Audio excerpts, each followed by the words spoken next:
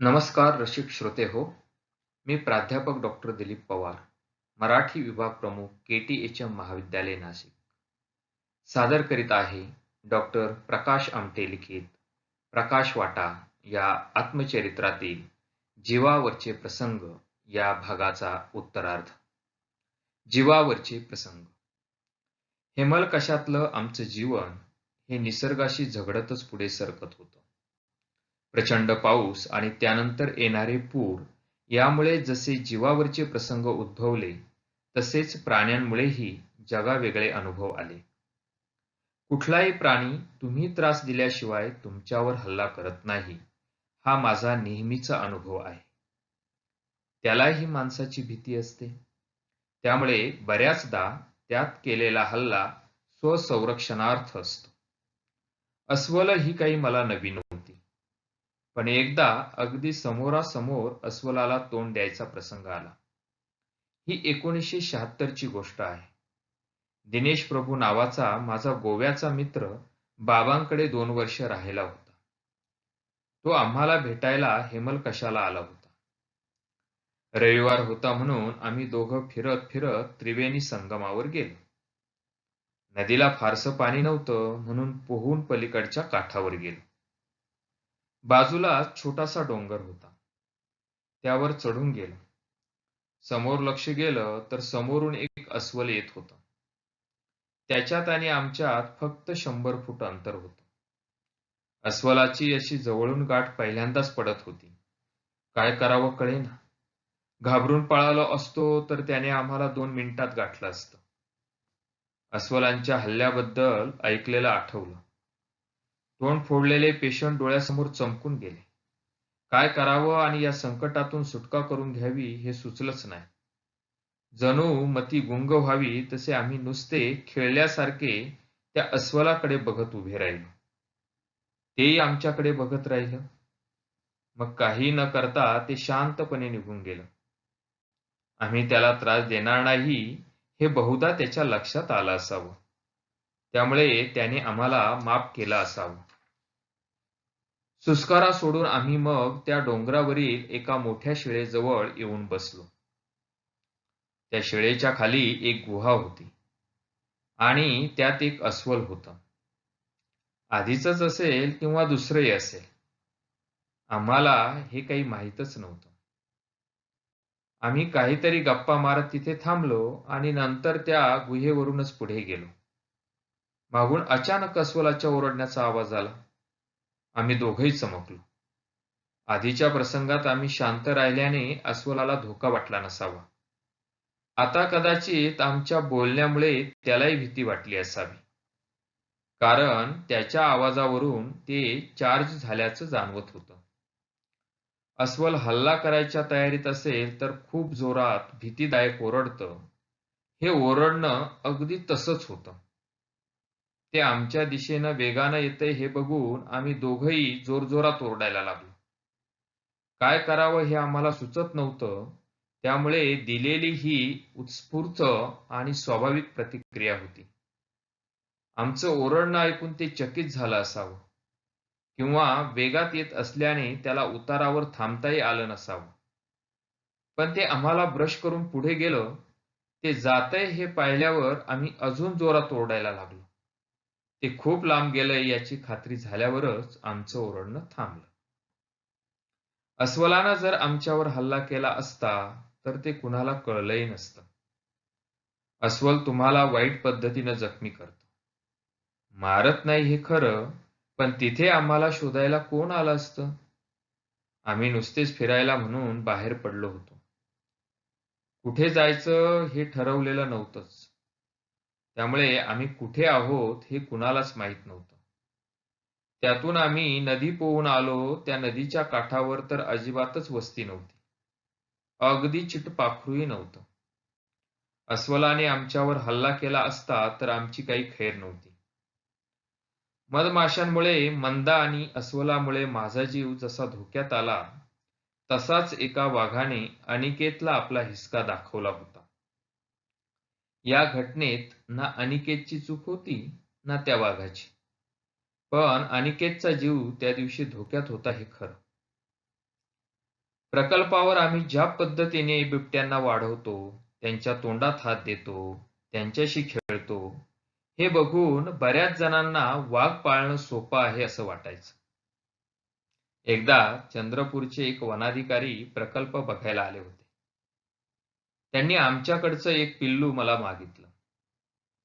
खर्चाच्या दृष्टीने सगळी पिल्लं ठेवणं आम्हालाही शक्य नसायचं. त्यामुळे आम्हीही 2 महिन्यांचं एक पिल्लू त्यांना दिलं. आमच्या मुलांनाही लहानपणापासून पाहिल्याने पण असेल, प्राण्यांचं खूपच प्रेम होतं. कुत्र्याची पिल्लं आम्ही बाहेर द्यायला लागलो की आरती रडायची. हा बच्चाही अनिकेतच्या खूप सवयीचा होता. त्या दोघांना एकमेकांचा खूप लळा होता. त्यामुळे पुढे 3-4 महिन्यांनी आम्ही एका लग्नाला चंद्रपूरला गेलो होतो. तेव्हा आपलं पिल्लू बघूया असा हट्ट अनिकेतने धरला. त्यामुळे आम्ही त्या वनाधिकाऱ्याच्या घरी गेलो. त्यांचा बंगला मोठा होता. मी त्यांच्याशी काही बोलत होतो, पण अनिकेतला त्याच्या जुन्या दोस्ताला भेटायची फार घाई झाली होती. म्हणून बंगल्याच्या मागे जिथे पिल्लांना बांधलं होतं तिकडे तो पळाला. थोड्या वेळाने किंकाळी ऐकू आली म्हणून आम्ही धावत गेलो. तर त्या बच्चाने अनिकेतला मागून पकडलं होतं. एकतर त्याने अनिकेतला ओळखलं नव्हतं आणि दुसरी गोष्ट म्हणजे साखळीने बांधल्याने तो खूपच बिथरला होता. अनिकेत त्याच्याजवळ गेल्यावर त्याने अनिकेतला आडवं पाडलं आणि तो त्याच्या पाठीवर उभा राहिला. मंदा तर घाबरूनच गेली होती. ओरडत होती.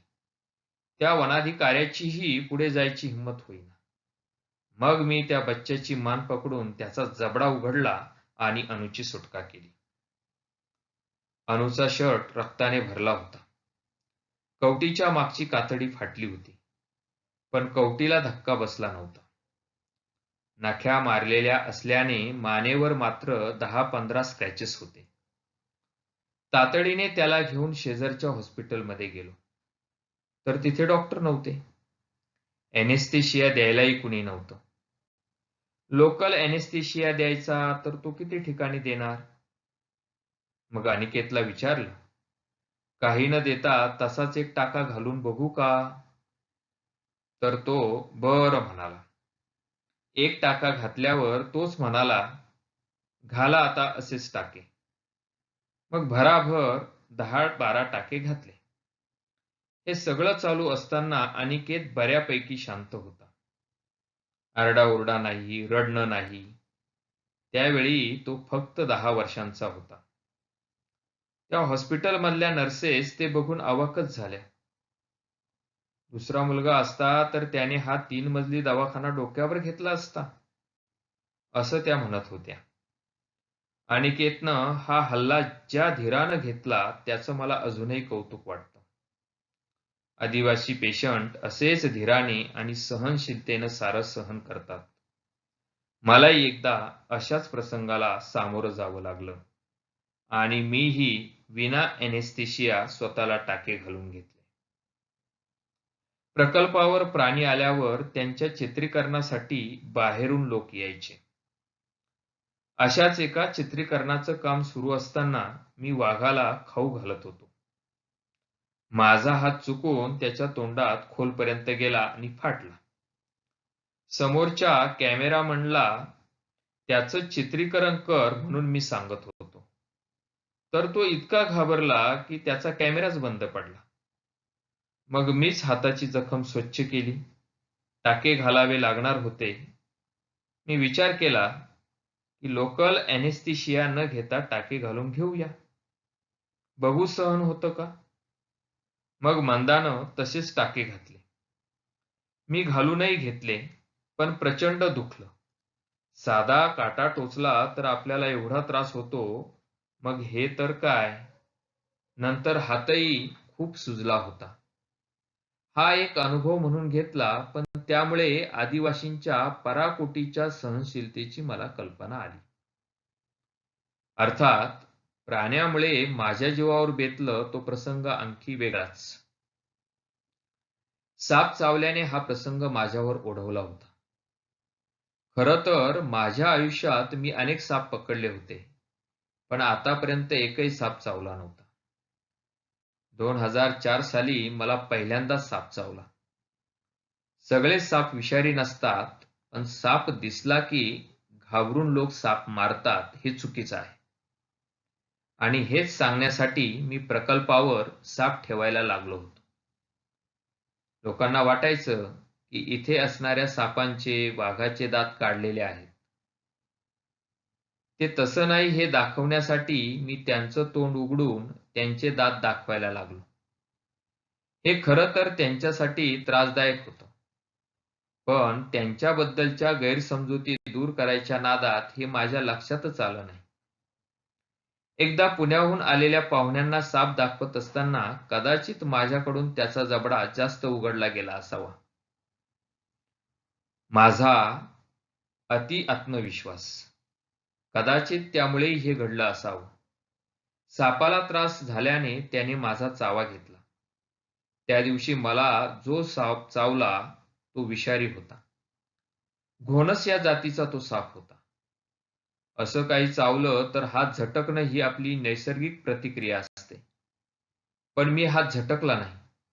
त्यामुळे त्याने छोटे छोटे बरेच चावे घेतले. साप चावल्यानंतर लगेचच उपचार घेतले. त्यामुळे फारसं काही होणार नाही असं वाटत होतं. पण 24 तासानंतर खरा त्रास व्हायला लागला. सर्वसाधारणपणे साप चावल्यावर प्रतिबंधक इंजेक्शन घेतलं की उतार पडतो. पण हजारो लाखो माणसांमध्ये एखाद्याला ॲलर्जिक रिॲक्शन येऊ शकते.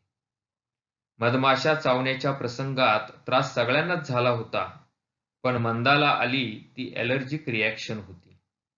माझ्याही बाबतीत तसंच झालं. माझं सगळं अंग, चेहरा प्रचंड सुजला. मी नेहमीच्या आकाराच्या जवळजवळ तिप्पट दिसत होतो. सगळे अगदी घाबरून गेले. नागपूरला ॲडमिट करायचं ठरलं. मला ते नको होतं. तिथे गेल्यावर ही गोष्ट सगळीकडे होणार आणि लोक शेवटी प्राण्यांचा काय भरवसा वगैरे टिप्पणी करणार हे मला माहीत होतं. म्हणून मी नागपूरला जायचं टाळत होतो. पण हेमलकशात उपचार होऊ शकणार नाहीत हे लक्षात आल्यावर मला नाईलाजाने नागपूरला जावंच लागलं. नागपूरला मी 3-4 दिवस हॉस्पिटलमध्ये होतो. माझा अंदाज होता तसंच सगळं झालं. अफवा उठल्या. लोक भेटायला यायचे. ते म्हणायचे, "बघा, तुम्ही पाळलेला साप असूनही चावलाच ना. या प्राण्यांचं काही सांगता येत नाही आणि त्यात सापाचा भरवसा तर कुणीच धरू नये." वगैरे वगैरे. मला सापाच्या चावण्यापेक्षा या शब्दांचंच जास्त दुःख व्हायचं. कारण हे खरं नाही हे मला माहीत होतं. मी या संदर्भात वृत्तपत्राला निवेदनही दिलं की जे झालं त्यात सापाचा काही दोष नाही. काही वृत्तपत्रांनी ते पहिल्या पानावर छापलं देखील. नागपूरला उपचार घेऊन मी हेमलकशाला परत आल्यानंतर मानो या ना मानो या नावाच्या टीव्ही मालिकेत या अपघाताबद्दल मी सांगितलं. फोटोही दाखवले. त्यामुळे त्या अपघाताचा बराच गाजावाजा झाला. त्यामुळेच आजही लोक मला विचारतात, "आता तुम्ही सापाचे दात दाखवता की नाही?" मी म्हणतो, "हेमलकशाला येऊन बघा."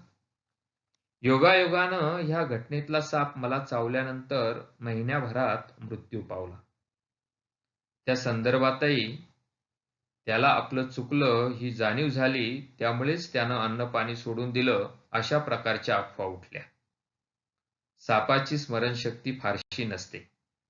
त्यामुळे त्याला असलं काही नंतर आठवणं शक्य नसतं. शिवाय त्याला कसं कळणार की आपण या माणसाला चावलो आणि मग त्याला पुढे अमुक अमुक त्रास झाला. जसा तो मला चावला हा अपघात होता, तसाच त्याचा नंतर झालेला मृत्यू हाही योगायोगच होता. पण प्राण्यांबद्दल आपल्याकडे अजूनही इतके गैरसमज आहेत की कुणाकुणाला जाऊन हे सांगायचं हाच प्रश्न आहे. जंगलात राहिल्यामुळे मला जशी निसर्गाची आणि प्राण्यांची भीती वाटली नाही, तशीच पाण्याचीही वाटली नाही. प्राण्यांविषयीचे गैरसमज दूर करण्यासाठी मी जसे प्राणी पाळून प्रयत्न केले, तसाच प्रयत्न भोवऱ्यात अडकून माणसं मरतात हे खोटं ठरवण्यासाठी मी स्वतःवरच एक प्रयोग करून बघितला. काही वर्षांपूर्वी नागपूरच्या वर्तमानपत्रात एक बातमी आली होती. आपल्या वडिलांच्या अस्थि विसर्जनासाठी 4 भाऊ वर्धा नदीच्या किनाऱ्यावर गेले होते. नदीला फार पाणी नव्हतं, पण अस्थि विसर्जन करताना भोवऱ्यात अडकून एक भाऊ गेला. त्याला वाचवायला दुसरा गेला. तोही अडकला. त्यांना वाचवायला तिसरा आणि नंतर चौथा भाऊही गेला. सगळे भोवऱ्यात अडकून मृत्युमुखी पडले. ही बातमी ऐकून त्यांची आई हृदयक्रिया बंद पडून गेली आणि ही बातमी वाचून मन सुन्न झालं होतं. ही घटना विसरता येत नव्हती. विसरणं शक्यच नव्हतं. या बातमीमुळे भोवऱ्यात माणूस खरोखरच अडकतो का याची शहानिशा करायचं मी ठरवलं होतं. आमच्या नदीच्या त्रिवेणी संगमाजवळ एक भोवरा आहे. हे कळल्यापासून तर त्या भोवऱ्यात जाऊन तो बघायची इच्छा होत होती. वरून पडलेलं पाणी खोल असल्यानं ते फिरतं, त्याला भोवरा असं म्हणतात. पाणी ज्या दिशेनं गोलगोल फिरतं त्याच दिशेनं तिरकं पोहलं तर ते पाणी माणसाला बाहेर फेकून देणारच अशी मला खात्री होती.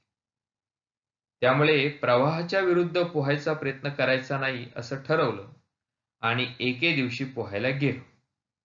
भोवऱ्यात बुडी मारली. माझ्याबरोबर तेव्हा आमच्या शाळेतला पांडुरंग पुंगाटी आणि दिगंतही होता. भोवऱ्यात शिरल्यावर अंधारामुळे काही दिसत नाही. इथल्या पाण्याला वेगही जास्त असतो. त्यामुळे भीती वाटते. पण पाण्याची लय पकडून त्याच गतीनं पोहता आलं तर आपण भोवऱ्यातून बाहेर येऊ शकतो हे मला कळलं. मी पाण्याच्या फिरत्या प्रवाहाच्या लयीत पोहू लागताच 40-50 सेकंदानंतर मला भोवऱ्यानं वर फेकून दिलं आणि मी 100 मीटर वरच्या किनाऱ्याला लागलो. मग दिगंतही म्हणाला, "मी जातो."